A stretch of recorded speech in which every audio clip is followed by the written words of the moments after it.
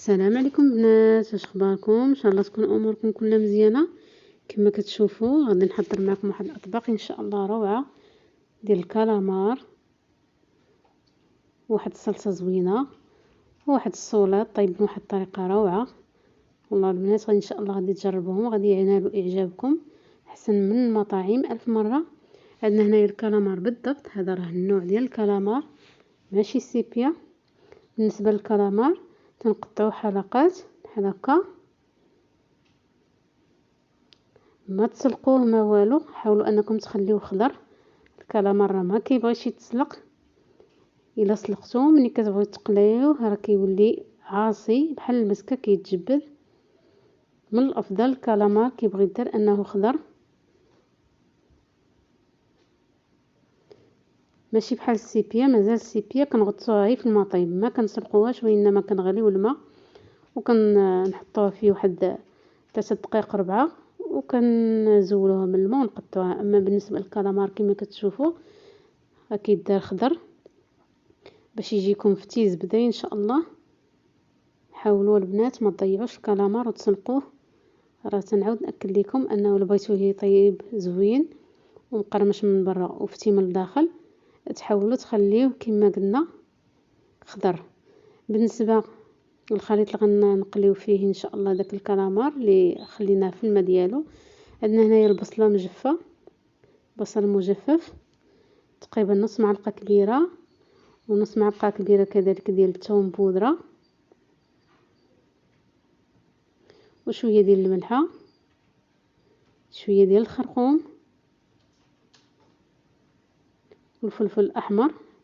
هادو كيعطيو واحد الطعم وفي نفس الوقت كيعطيو واحد اللون زوين. صافي كنخلطوهم مزيان وهذا هو الخليط ان شاء الله. فاش غنقليو الكالامار البنات خليوه بماء، ما تحيدوش من الماء باش غادي ان شاء الله نهزوه من الماء نيشان للطحين باش داك ما ينشفش وياخذ لنا الطحين مزيان. شوفوا البنات هاد المرحله راه تنأكد عليكم نحاول بعدا نخلطوا الطحين مزيان مزيان على هذا الشكل من الافضل. وكما قلت لكم الكالامار ضروري يبقى في الماء ديالو. انا خليته حتى نبغي نقلي ان شاء الله غنحضر معكم هاد الصلصه كتجي واعره ما شاء الله.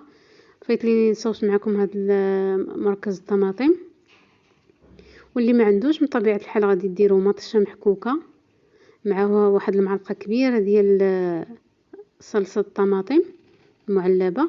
نتوما كما تشوفوا هذه راه حضرتها معكم في الدار كتجي روعه، كتسهل عليكم بحال ملي كتبغيو ديروا صلصات. هاد لاصوص هذا كيجي زوين. غنزيد واحد شويه ديال الماء باش نشلل داك لاصوص اللي باقي لاصق في القاعه ما كاين لاش يضيع، ومنها غادي نخفف داك لاصوص باش ملي يبدا يطيب يصيب الروافين غيطيب ان شاء الله. هو راه لاصوص طيب ماشي غادي نطيبوه انما غنطيبوا داك التوابل اللي غادي نضيفو. عندنا هنايا واحد جوج فلفلات مقطعين وواحد جوج ضروسه ديال الثومه. الفلفله من طبيعه الحال راها مشويه. كنزيدو زيت الزيتون، ديروا البنات حتى نص كاس ديال زيت الزيتون وكيجيب هاد لاصوص زوين. ديروا نص كاس ديال زيت الزيتون. هو راه صوص معتاد ولكن انا غنضيف ليه واحد الاضافه راه تيجي خطير في المذاق، واحد الاضافه تنظن مغايره غادي تعجبكم ان شاء الله. هانتوما ديروا كميه معقوله ديال الزيت. صافي غنزيدو مليحه. وها المكون الثاني اللي قلت لكم هو السكر سنيده، حبيبات السنيده غادي ندير معلقه عامره ديال السكر سنيده. ديروا البنات وما تخافوش من سنيده راه عرفتي كتجيب واحد الذوق زوين. صافي غادي نخليها ان شاء الله طيب. اللي بغى يزيد لها شويه ديال الفلفل الاحمر باش تعطينا اللون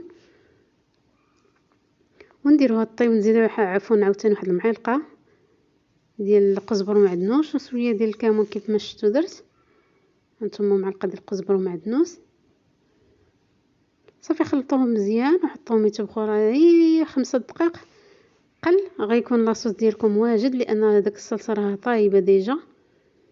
يعني باش ديك الزيت مع الثومه يتطبخوا بحال هكا واحد شويه. والصلصه ساهله ماهله الصراحه. ملي كيكون عندك المعلبات في الدار كيسهلوا عليك بزاف ديال الحوايج.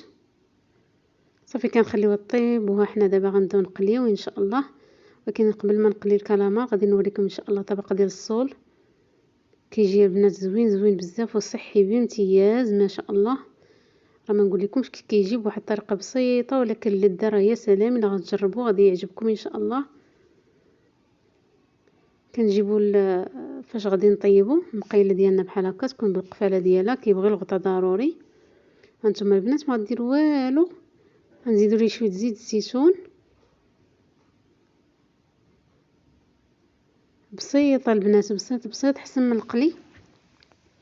ما نقليوش كلشي باش ما يكونش كلشي مزيت. غادي ندير واحد الضريس ديال الثومه غير باش كيعطي النكهه لا غير. هاد الطريقه البنات صحيه، ولكن راه المذاق تيجي واعر فيها. ان شاء الله غادي تجربوا ما غادي تندموش. مع شويه ديال الملح هكا. وبالنسبه لهاد الطريقه هذه ما كتاخذش الوقت بتاتا. حاولوا ديروه على نار مهيله بزاف حتى كيطيب وكينشف. زدنا واحد شويه ديال الابزار، واحد الوريقات ديال عصا سيدنا موسى كذلك تما درناهم. صافي حطيتهم يطيب داك الصولات، حطيتهم يطيبوا. بالنسبه للكالامار من الماء نيشان داك الخليط اللي حضرنا ضروري البنات تنأكد عليكم. الكالامار غتهزوه من الماء نيشان داك الخليط اللي حضرنا ديال الطحين المنسم. وبالنسبه للصول راه زدت عليه ورقه سيدنا موسى وحطيت الغلاقه ديالو ودرتو كيطيب على نار مهيله حتى كيبان لكم نشف. ديروا له واحد اللي خافت من الطنجره ديالها تلصق، دير لها واحد 2 معالق هكاك ديال الماء لا غير. وهاد المرحله راه الزيت كيسخن. حاولوا الكالامار ما تكسوش بزاف المقله ديالكم اولا الكسرونه بزاف ديال الحبات. ديروا على القياس لانه كيبغي اتساع فين يطيب باش يجيكم مقرمش من برا وطري من الداخل. الا كثرتو غيبدا يتلاصق ليكم. صافي تنديروا القياس اللي غنديو المقله، ومني كنحطوا هذاك في المقله تنجيو عاوتاني نديروا القياس الاخر. انا جربت هاد اللقطه باش ما نطولش عليكم. صافي هذا هو الشكل ديالو. كما كيجي ملقم مزيان بداك الطحين. نعاود معكم هاد اللقطه ديال سميتو مشات ليا هي معلقه ديال الماء. تنأكد عليها مشات ليا في الاول قلت نعاودها معكم. 2 معالق ديال الماء باش ما يلصقش لكم، وفي نفس الوقت 2 معالق ديال الماء هي اللي غيطيب فيهم الصول. والبوطه تكون مهيله. سدوا عليه، حاولوا تغطيوه بالقفاله. كندير واحد 2 بحال هكا عريشات ديال ورق عصاي سيدنا موسى. سهل سهل البنات، فرا مشات العين كيوجد، ولكن راه المذاق ما نقول لكمش يا سلام كي كيجي. عفوا. هانتوما هما كيطيبوا ما شاء الله.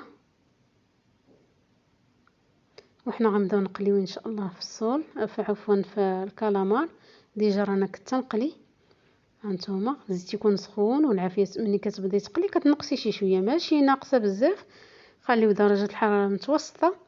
راه فرمشه عين كيتقلى. يحاولوا ما تدكسوش المقله ديالكم بزاف تقولوا نقليو قليه واحده ونوضوا، لا خصو يكون مباعد ويصيب كيفاش يتحمر. شفتوا باش يصيب كيفاش يتحمر في نفس الوقت دغيا كيطيب.